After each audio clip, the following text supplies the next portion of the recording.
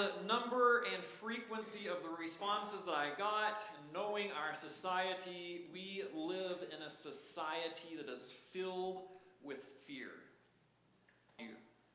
One is name it.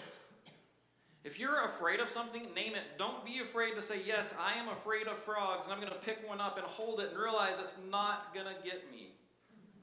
Now, don't ask me to do that with snakes, because that's a different story. But name that fear. And then after you name it, after you know what you're really afraid of, because really what I'm afraid of with snakes is that they're going to bite me, and I grew up on where rattlesnakes were, and they're dangerous, and find out what you're really afraid of, and then remember, like Daniel, Shadrach, Meshach, and Abednego, that God is with you. But sometimes we're just like Mary in the tomb. We don't recognize that he's actually there. And so remember that God is with you and ask him to help you with his righteous right hand. Know that he has called you to live a certain way and that he will be with you. He will never leave you nor forsake you.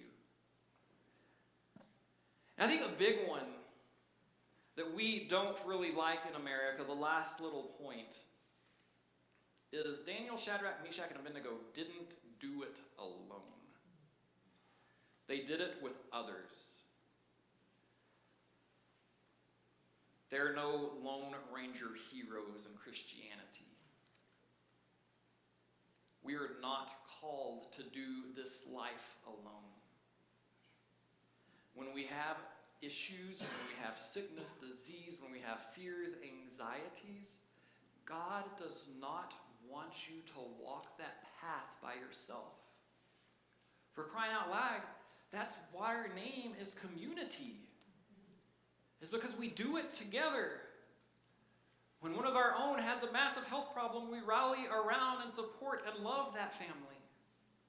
When one of our own struggles with fear, if they're able to come out, then we walk through that journey together.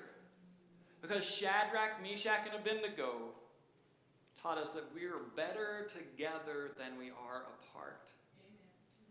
And so, church, let us live into that namesake and let us walk through these things together, because what fear does is fear isolates, but Christ congregates.